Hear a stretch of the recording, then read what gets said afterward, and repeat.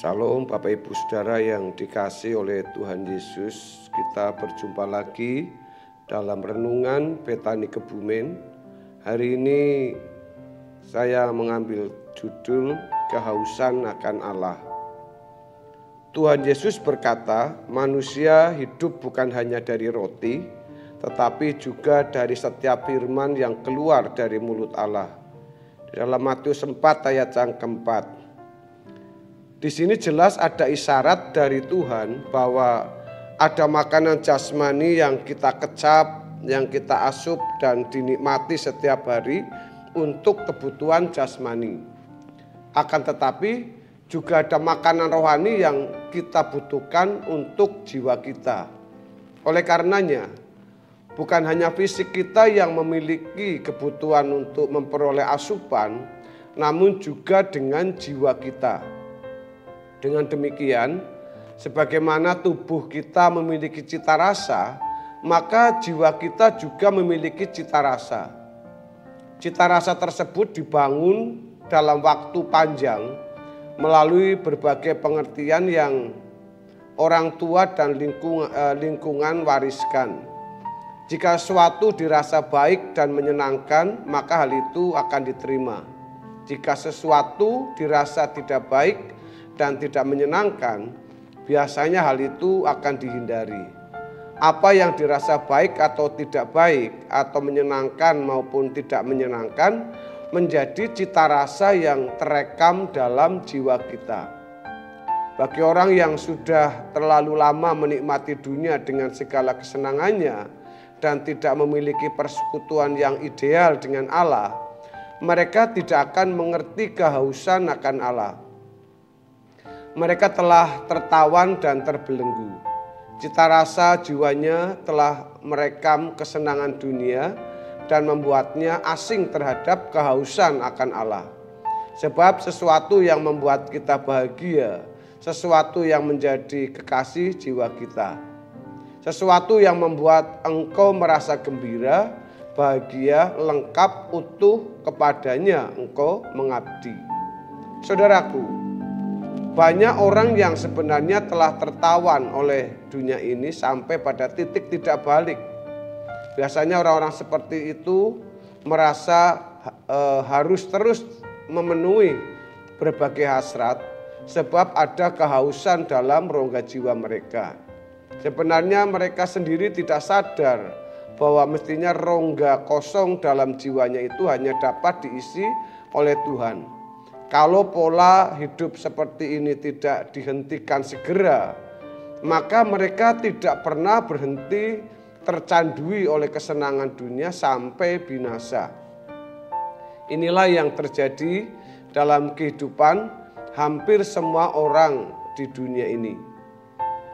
Tuhan telah mengondisikan manusia dalam rongga kosong dalam jiwanya yang hanya bisa diisi oleh Tuhan.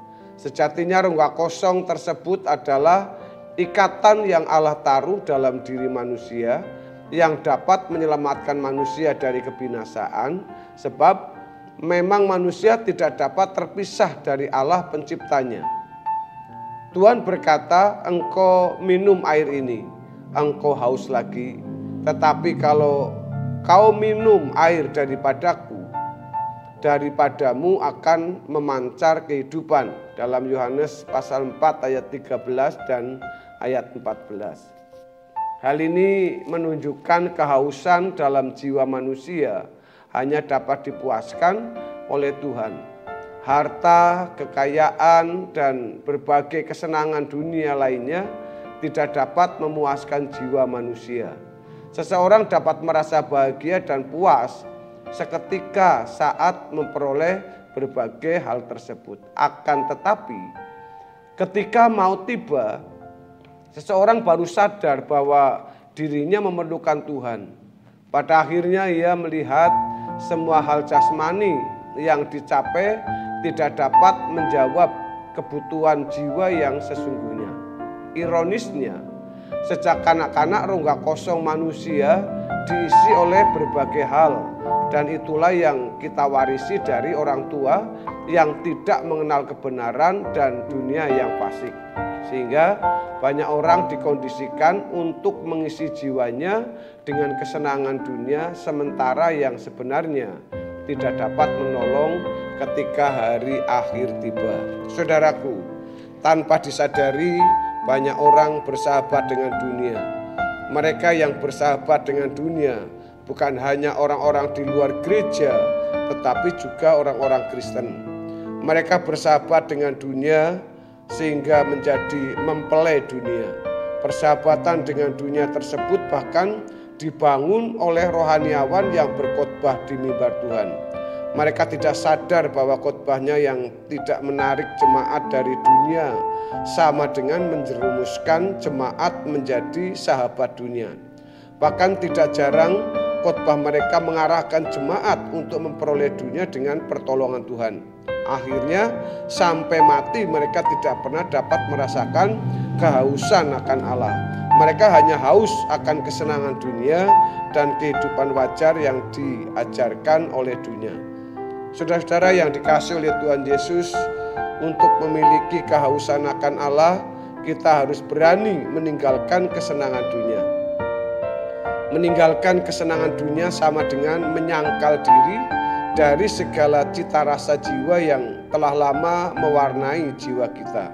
Tuhan berkata bahwa setiap orang yang mau mengikut aku, mengikut dia, harus menyangkal dirinya dan memikul salib, di dalam Lukas 9 ayat yang ke-23. Tanpa menyangkal diri, seseorang tidak dapat memiliki kehausan yang benar akan Tuhan dan mengikut dia. Hanya dengan melawan kesenangan yang telah terekam dalam daging kita, kehausan akan Allah akan terbangun. Seseorang tidak dapat merasa haus akan Tuhan sambil menikmati kesenangan dunia yang menawan daging. Proses ini tentu tidak menawan untuk kita, saudara.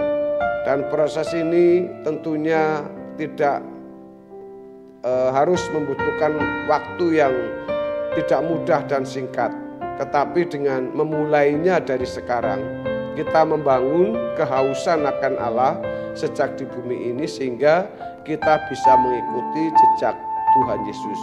Bapak Ibu, kiranya kebenaran firman Tuhan hari ini memberkati kita semua, dan saya terus berdoa, selalu berdoa, saudara selalu diberkati, dilindungi oleh Tuhan, sehat, dan Tuhan memberkati semuanya. Haleluya. Amin.